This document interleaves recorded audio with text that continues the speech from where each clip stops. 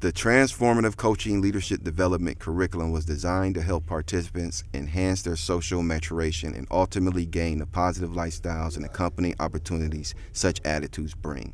The prime focus is the exposure to and the explanation of the positive value systems, attitudes, and working mechanisms of the larger society so that participants have a more realistic opportunity to participate. Hello, I'm Will Harris. I'm here to talk to you about the transformative coaching curriculum. Now, one of the topics which is dear to me in my heart is the self-esteem topic. And the reason being is because I was about 23 when I learned what true self-esteem is. Now, before 23, like a lot of people, I had a false sense of self-esteem. What I mean by a false sense of self-esteem is your self-esteem is rooted in your material, your clothes, what you have, what you possess, what you drive, opposed to being rooted in yourself. It's called self-esteem. The key word is self. So it has nothing to do with other people or what you have or who you're dating or how many girls you have or how many guys you have. It has everything to do with how you feel about yourself. So your self-esteem has to be rooted in yourself. And it took me a while to learn that. And that is a very powerful teaching once you grasp it. Now, the thing is, the first question I want to pose to you as an audience is, what is self-esteem and why is it important? Now, self-esteem is the value that you place upon yourself. Self-esteem says how much I love me. That's very important because you can't give away what you don't possess. So that's what self-esteem, and the reason why self-esteem is so important is because life goes a lot smoother when you have high levels of self-esteem. I mean, you can still live a life with low self-esteem. The only thing is, I liken it to driving a car with the emergency brake up. I mean, you can still drive the car, it's just going to be a lot more difficult. You get a lot more out of life by being positive than you ever will being negative, and that's just real. Now, when we're talking about self-esteem, we're also talking about integrity.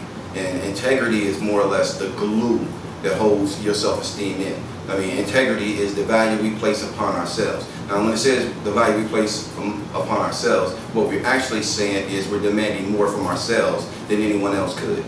That's what real self-esteem is. That's how you build self-esteem. And self-esteem has nothing to do with getting over on people or beating people or lying or stealing. Actually, those are things that corrode self-esteem.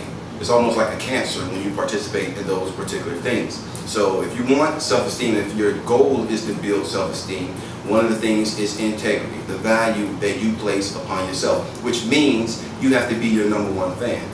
You have to be your biggest supporter. When you have no friends, you have to have a friend deep inside of yourself. That's what self-esteem is. And the good thing about self-esteem is you don't need anyone's permission to love yourself.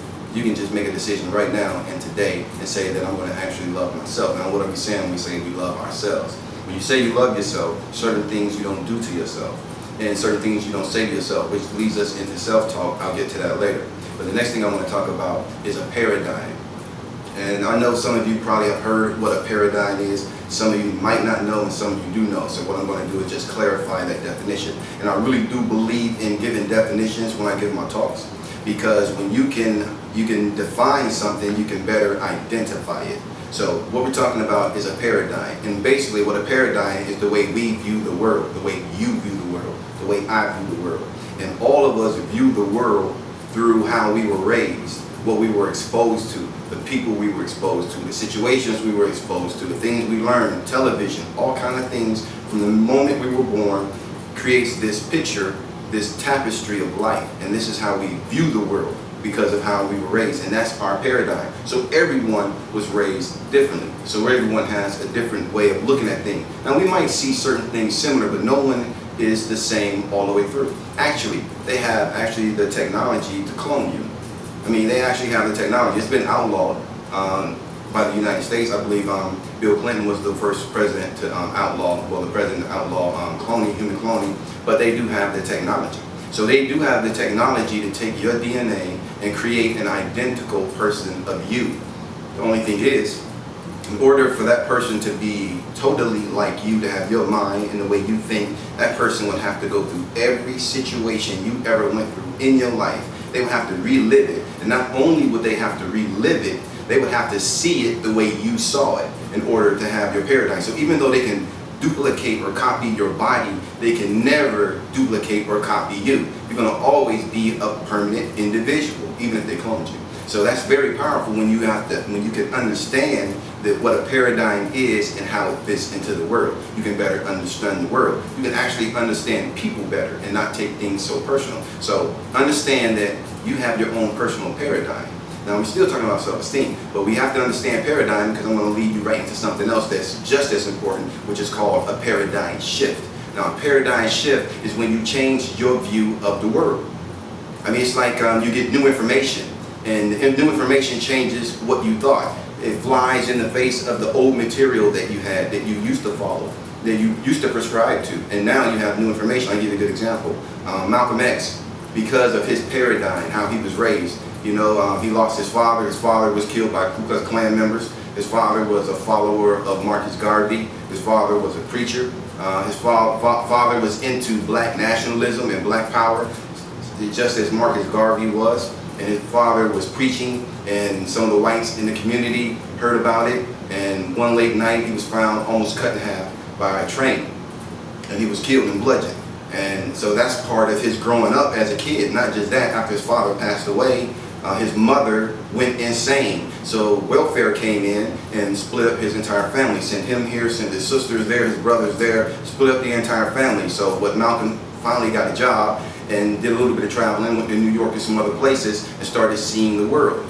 And he got involved with prostitution, having prostitutes, pimping, I guess, pimping prostitutes. And he also got into like selling drugs and carrying a weapon and carrying guns. He got into robberies and burglaries. And from that, the way he looked at the world, when he went to prison, and he got the teachings from Elijah Muhammad when he first went to prison, he was really susceptible to those teachings because of his paradigm, the way he was raised in the world and what he saw and what he was exposed to. He was open to that teaching of the white man. He gravitated to that teaching because it spoke to what he had experienced in his life.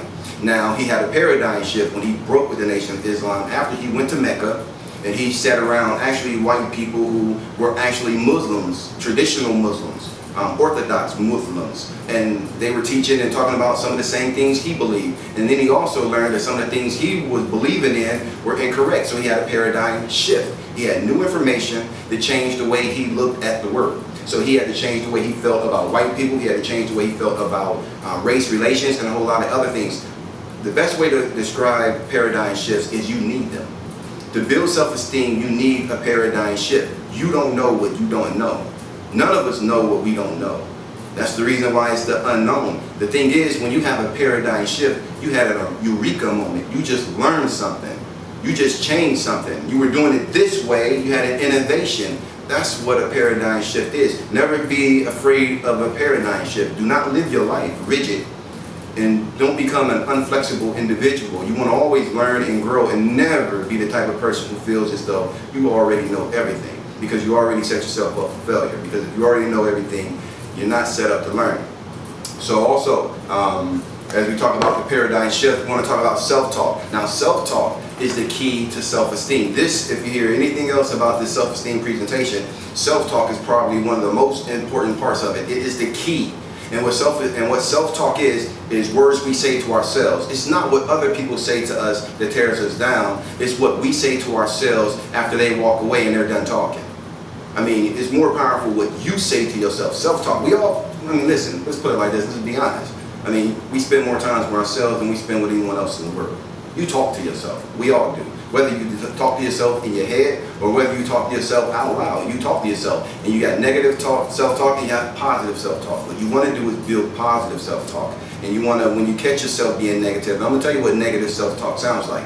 I'm too fat, I'm too skinny, I'm too dark, I'm too light, my hair is too nappy, it's too straight. I mean, people find all sorts of things depending on, going back to that word paradigm, depending on how they were raised and how they were brought up to look at themselves. We create these caricatures of ourselves. So you got to be aware of your self-talk. You got to learn how to control self-talk, because if you do not control your self-talk will control you and have a distorted picture of yourself. So that's the key to self-esteem. That's one of the most important things about self-esteem, is controlling your self-talk. It doesn't matter what other people say. What other people say, that's their opinion, and don't take that personal.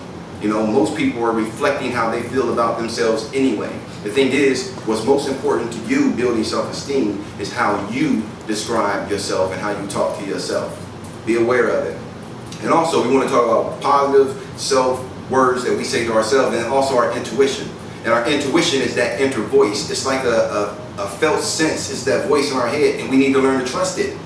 I mean, the intuition is the most powerful tool we have as it relates to self-esteem. I mean, when you're about to go somewhere and you get that feeling that tells you I should not go, and you don't trust it, and you go anyway, and then something bad happens, and you say, man, I wasn't even going to go out tonight because you didn't trust your intuition. You need to develop that intuition and learn how to trust it. It's there for a reason. Also, the attitude of gratitude. You need to develop an attitude of gratitude. I mean, if you're talking about building self-esteem, you got to develop an attitude of gratitude. Attitude of gratitude is giving thanks for everything that you ever had in your life, or anything anyone has ever done for you. Being appreciative, being thankful for what people do and what people give you, and doing things for yourself, actually. So I want to end with that. This is the first part of the self-esteem. It's a very intensive training, and we're going to come back with part 2 in a few days. So be on the lookout for it. And this is done by Spitfire Records and Entertainment and Spitfire Films, and I'm Will Harris, and we'll be back with another video. Thank you.